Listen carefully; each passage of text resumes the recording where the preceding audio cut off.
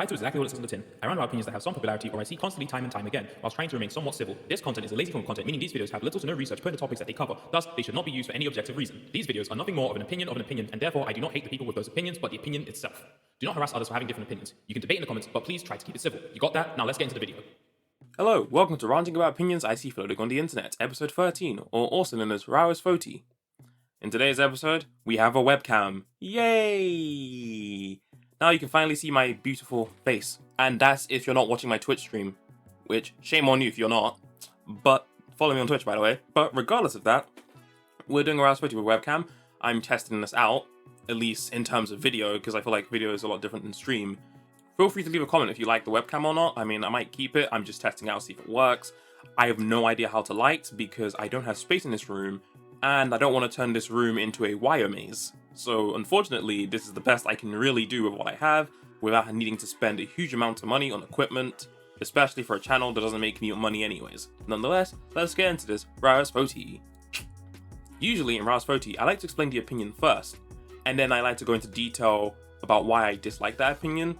However, this one is going to be a little bit different because I feel like I may need to explain the opinion first and explain a little bit of background to the opinion as well, because I'm going to be using so much key terminology that I feel like, yeah, I'm not going to try and give you homework, I'm just going to give you the homework now. That way you don't have to ask me questions later, I guess. Ever since the pandemic started, I've been watching a lot of online leftist YouTube content. And so I've been seeing a certain take that I've noticed within the internet, or at least within the online leftist spaces, especially on Twitter. I hate that site. But nonetheless, I use the site. I've been seeing an opinion that I've been seeing floating on the internet, or especially between online leftists, where they like to pit video essayists and debate streamers against each other, especially despite the fact that they're on the same side, and it's a bit odd. And it seems to be this weird thing where people on the online left dislike debate streamers because they think they're harmful and toxic, and they think that debate streamers often just platform terrible viewpoints. And sometimes there's also this belief that debates have nothing to do with having a good argument and is instead having a very good performance and looking good in the eyes of the audience. And so for someone, and if you're someone who's not politically attuned, you may not understand any of the terms or the words I've just thrown at you. So I feel like I should just jet stream you into that world, I guess. And so just to explain a few terminology to you. So to start off with, we have the left and right. So the left and right, as I understand it in terms of politics, is that the left is a political bloc which concerns itself with abolishing social hierarchies and egalitarianism, so essentially equality, whilst the right concerns itself with the idea that all social hierarchies are desired or natural and should be maintained. And so that's why I understand about left and right. You may have heard those terms before, especially if you're someone who just heard those words being used, or if you're someone who watches feminists get owned compilations on YouTube. And so obviously I've been more interested into viewing the online left side of things because I guess I'm a leftist. And so obviously there's a community online of leftists, as I like to call it, online left, that advocate and discuss left-wing political views, or views that the left wing would concern itself with. And so obviously, because there's an online left, you'd expect there to be an online left on YouTube, especially as a platform as big as YouTube is. And so this is where we get BreadTube. So BreadTube, as it's called.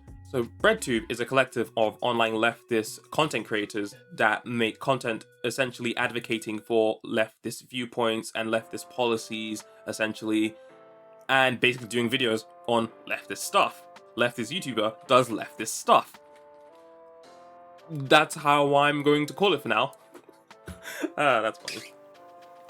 BreadTube is a collective of online leftist content creators, and because there are many BreadTube content creators, I can't be bothered to list them all, so here's the list of the ones I watch. Anyways, and as someone who's gone into watching a lot of BreadTube content, I've noticed there's two types of content in terms of BreadTube content that I've seen, especially on YouTube and Twitch, especially the ones that are either big or have a lot of people doing that kind of content. So we have two formats of content on the left. So we have video essayists and we have debate streams, or debate streamers, or as people like to call them, debate bros. So, as I understand it, video essays are a form of content creation which require a person to do a video on a well-researched and well-documented topic, and will be formatted in a way that's easier to digest for the viewer. And because that topic is well-researched and it requires a lot of time put into it, more often than not, these content creators don't upload often. And so we have a thing where we see a lot of content creators, or especially a lot of video essays, don't upload like after a month, or even after a few months. So, for Bread to Video Essays, we have ContraPoints, VelocityTube, H-Bomber Guy, and Sean. And then we have Debate Bros, and I'm not gonna lie, that word is a garbage word. I hate that word entirely. So we're just gonna call them debate streamers. Debate streamers mostly cover politics as a whole, and will often engage in debate against right-wing figures and pundits, even the more detestable and extremist ones. More often than not, debate streamers will sometimes bring on viewers to debate them as well. Or sometimes they will react to popular right-wing content and will often engage in debunking their points or just laughing at them or mocking them in some sort of way. So for debate streamers, we have Vosh, Xandor, Denims, Shark30, and of course, who could forget him, Hassan Housebuyer, or Hassan Crackbuyer. Pasty little crack. And so to further explain, the online left has a problem with itself, especially on Twitter. As I've said, terrible site. And it's mainly to do with how a lot of breadtubers really don't like debate bros, or even how some online left communities really despise debate bros, and they are often pitted against video essayists. Heck, even some video essayists don't really like debate bros that much as well. And so to explain this opinion I see in detail, so I've been seeing this vibe of online leftists on Twitter, especially saying that debate content is useless because it involves arguing and platforming terrible viewpoints, and it involves interacting with people who are well known for being terrible people, or people who have awful viewpoints as well. And I've also seen this idea that debate bro spaces are often harmful and toxic, and especially in some of their communities. I've also seen the idea that debate streams are very low effort compared to video essays, which require lots of research. And I've also seen the idea, especially from a recent video that I've seen uploaded, I think 3 weeks ago, by FD Signifier, where debate bros behave very similar to right-wing debaters. And I've also seen the idea that Vosh bad.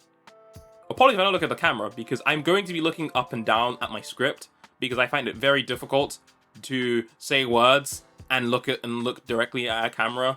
So yeah, sorry about that. Whilst most RAOISFOTI I rant about things I dislike, I'm now going to be defending something that I do like, and I'm going to be explaining why I like something, instead of explaining why I hate something. My general opinion, I think debate streamers are good. In short, debates do require platforming terrible viewpoints or people with terrible viewpoints.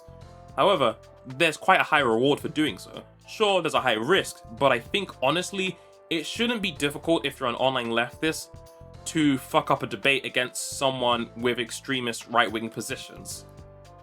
At least that's what I'm saying. In short, I get the idea that debates will platform extremist views. However, they're very good at exposing these views, and they're very good at giving good counter-arguments to these views as well. Because there are so many times where someone makes a point that I see spread throughout the internet, but no one has a counterpoint to it, and it's like, wait, why is there no counterpoint to this? Why have I not seen a counterpoint to this? There's no well-known counterpoints to this argument I keep seeing over and over again on like YouTube comments or on Twitter replies. It's so odd that no one has a counter-argument to this. And it's like, oh, I watched the debate stream and there is a specific counter-argument to this point that I keep seeing explode over the internet. Huh. A good example of that would be 1350, because no one responds to that argument most of the time. For those of you who haven't watched RAOISFOTI episode 11, 1350 is a statistic related to black people. And you'll probably guess why. I think debate streams are often very useful in showcasing the views that extremist people hold, and showcasing why they think them, and showcasing what they're using to back up their beliefs. And sometimes, if they don't have a good backup, it's very useful for the leftist online debate bro to expose that, or to target that weakness, and often make themselves look good and make the extremist right wing look bad. And so that's a win-win, especially if the figure is like a very big person in the right-wing space. Debate streamers also provide a benefit in showcasing leftist arguments to an extremist audience that may cause them to be pushed away from extremist views. it also pushes those away who could be very sympathetic to those extremist views. And so that pushes them away from being less sympathetic to those extremist views as well, or those extremist people. Keep in mind the fact that I've just mentioned those who are sympathetic with extremist views, because debate streamers don't often just platform people with extremist views. They also platform those who are sympathetic, they platform those who are quite moderately right-wing, or they platform those who are centrist, or they even platform those who are even on their side. Because I think this is this weird thing where we believe that debate streamers just only argue with the extreme right-wingers, they never argue with the moderates, they don't argue with the traditional conservatives, they don't argue with anyone else like that, but they do, and people seem to ignore that a lot of the time.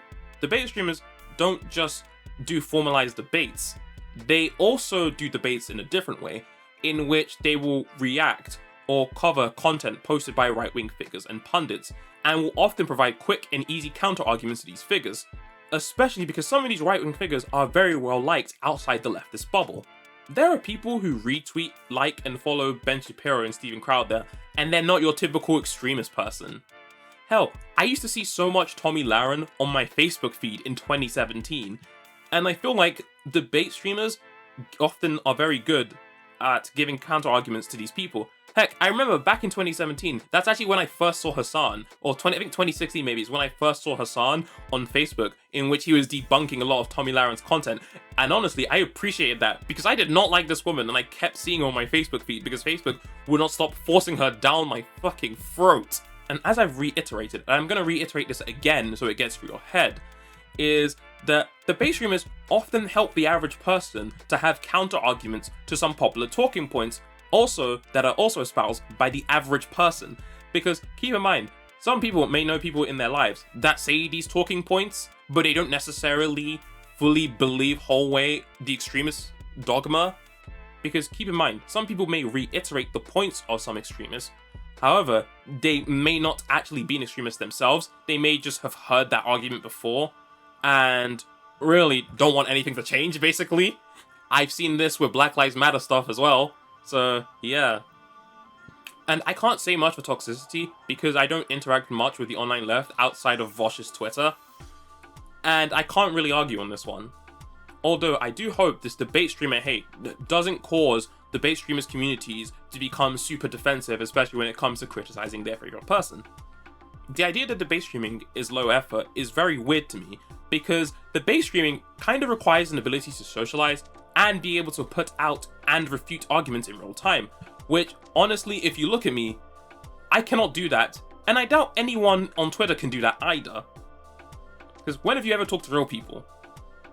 Because I honestly think the ability to remain calm sometimes, and to come across well spoken, and to be cordial when you have a disagreement, is honestly impressive, whilst being able to argue about your point, no matter how stupid you think the other person is. We're not just talking about extremists here, because I don't think the moderate right-wing viewer can be easily convinced by you calling their guy a racist or a bigot. If only that's how that worked. And from the way some online leftists behave, I really don't think any of them could do any of what debate streamers do. Genuinely.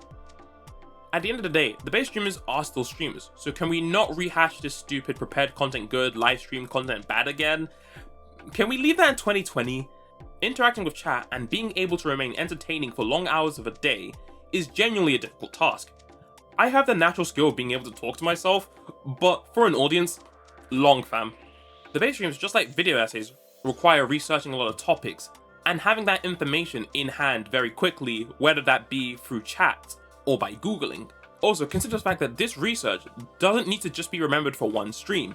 It needs to be remembered for many streams later down the line, especially when they would have researched more topics as well in that time. And they need to be able to contain that info in their heads and be able to release it when needed. And it's kind of hard, not gonna lie. And I can see how people get the idea that debate streamers often behave in a similar manner to right-wing figures, as FD Signifier pointed out in his Breaking Bread video. And I think it's more to do with the way they talk, and I get that, but it's not really a great point. Debate streamers only really do that in their debates. I never really see them do that when they're just doing their general stream. Whenever a leftist debate streamer is entering a debate panel, it's usually in a hostile environment or an environment that already doesn't like them, So you have to make that audience feel comfortable at first before you yank them. As I mentioned before, debate streamers will often bring in a viewer to come on and debate them. And even when arguing with them, it's still good to be accommodating to them, at least to an extent, to hopefully encourage them to change, especially if they're one with extremist views or even just have moderate views as well. And leftist debate streamers are very good at having debates with different groups of people, allowing more people from different lines to be pulled in towards the left. And now, video essays aren't always perfect, because I honestly think video essays are quite useless in convincing people to change, at least that's the way I feel. Because they tend to be useful if you're someone who's already left-leaning, and that's the cutoff. It's not great if you're an apolitical person, or you're a centrist, or you're someone who's kind of just getting into politics, but you started off on the wrong side. Especially for myself, who used to be nothing more than an anti-SJW kid during the Gamergate days. And keep in mind, I didn't engage much with the anti-SJW community, but I enjoyed that content mostly because they were reacting and giving good counter-arguments to popular videos that I didn't like. Especially with the weird social justice videos from MTV and Anita. In case you can tell, I love Smino. Video essays were not going to appeal to me at all, because it just felt like someone being unreasonable and just calling every anti-SJW bigots for no reason. And you know what the funny thing is? When I was an anti-SJW, I never watched debates! I didn't enjoy watching debates, I just watched prepared content. I actually just watched prepared content because video essays weren't that useful in convincing me to change, because most of the time they never actually provided counter-arguments to most anti-SJW videos, or at least the big ones never did. And so I never really got the vibe that like I was ever gonna be moved at all. And most of the time, video essays don't really cover arguments you hear people say or people write in disagreement to their views. Or if you disagree already, you think that they're dumb and ignore their video. And I've done that to so many video essays and commentary channels. Because honestly, most of the time, I never see video essays ever cover a disagreement that someone has had with their content, most of the time at least, as I've seen. Especially in 2014 to 2017, I haven't seen many commentary channels or video essays ever cover any disagreements people have had with their videos. And honestly, at the time, when I saw certain video essays, they've always just had shitty Twitter takes, and so there's been a reason why I've never watched a Sean video, and I've only ever watched 2 H-Bomber Guy videos. Well, actually, I've watched 2 Sean videos, mostly because to do with BBC transphobia, and yeah, BBC suck. Video essays, honestly, in my opinion, are incredibly ineffective at pulling over the less extreme types like I was, because a lot of them don't think they're bigots, they just think you're wrong, and whatever this leftist has to say isn't valuable, or nor will it actually solve any actual real problems. Because as I saw on the internet, a lot of people felt that leftists, or social justice warriors, weren't actually solving problems. It felt like, they just want to be part of something important for no reason. Whilst there's so much focus on the extremist right wing, I honestly think a lot of online leftists should be focusing on those who aren't extremists, because there's this huge bubble of people the online left kind of doesn't acknowledge much, and instead lumps them in with the extremists. And these are the communities in which I see these kinds of people. So I'm just going to call this group of people the Meme Gamer Weeb Tech Bro Zone, which honestly has its own jingle to it. The Meme Gamer Weeb Tech Bro Zone. The Meme Gamer Weeb Tech Bro Zone. The Meme Gamer Weeb Tech Bro Zone. The Meme Gamer Weeb Tech Bro Zone. The Meme Gamer Weeb Tech... I was going to turn this into a beat, but I can't be fucked. Not doing that. That's way too much effort for me. The Meme Gamer Weeb Tech Bro Zone is the zone in which I mostly see a bunch of anti-SJW, apolitical, centrist, libertarian, and edgelord types, and not just the alt-right. And the online left kind of brushes these people aside, or they pick up that brush and paint them with the same brush they paint extremists with for some reason. And I think that's kind of to do with the fact that the right wing has been able to safely associate itself with those communities, or been able to like get into those communities very easily, because the left hasn't like involved itself or kind of lost already. And I honestly think the reason that is because the left had failed at trying to make these communities more receptive to their views. Because, especially if you notice, during the 2010s, honestly, this job was left up to MTV, BuzzFeed, Cosmopolitan, and a bunch of different channels. And that eventually caused people to dislike the left entirely, especially because I kept hearing people say, oh, they're just pushing a left-wing agenda, even though some of the sites aren't really left-wing at all, but yeah, fun. I think that's a shame, because a lot of these communities could have probably been easily moved to the left, and can be still moved to the left. And I think debate streamers do a very good job of that. Because I think someone like Xandalhor is really good with that, especially when he covers drama content, and that's really useful in the left for getting more people to hear more leftist arguments, or getting things from a leftist perspective. And I think that's really useful, especially that Xandalhor does that, because honestly, when he covers drama content, it's nice and refreshing to see someone with left-wing views cover things from a left-wing perspective. Despite how much you may hate drama content or leftists covering drama content, do you really want someone like Keemstar to be covering drama? Do you really want that? Do you really want some edgy tech bro or some edgy gamer dude to like be covering drama content? Especially when they've shown they hold a lot of very dumb moral beliefs, not even political beliefs. There are so many of these types that a video essay won't work on, because people still use Big Red in 2022, and a lot of gamers don't like Anita or think Gamergate was justified. There are YouTubers on this site who are still popular making videos about the forced diversity in games and movies. And have you seen the comments on YouTube Shorts with how weird people are when they see a woman? As a little bit of an anecdote, I remember seeing a YouTube short of a woman in pajamas, and she had her pajama shorts on. There was nothing explicit about it, but I remember someone in the comments going, "Shame on the husband for videoing his wife in that state." And I'm like, bruv, she's just wearing pajama shorts. There is nothing sexual about it. What is wrong with you? Those guys are just a run-of-the-mill misogynist. But I don't think it should be very hard for online leftists, or at least debate streamers, to try and convince these people that, like, their perception of things are very strange. Nonetheless, I think it's a good idea that debate streamers will try and pull these people, or at least they should try to pull these people. Because in my honest opinion, it's better to pull people who don't have extreme views, because then they could be very easily moved to extreme views. And I have this belief that humans are very malleable in terms of their personalities, and I don't think it's because they already had extremist views to begin with, but those with extremist views aren't as hostile. And I find it weird that the online left is hostile to people with extremist views but aren't as gung-ho about it as compared to those who are very militant with their extremist views. I honestly think that it should be easy to convince these people, because it's not like they already had those extremist views. People don't get pulled to extremist groups because they already had extremist views, but because those with extremist views aren't as hostile as compared to the online left. And that's a shame, honestly. I don't like the fact that the online left is hostile to those who don't have extremist views, because honestly, it makes the left seem very mean, and it makes it seem like they have no support, and instead pushes them to those with extremist views.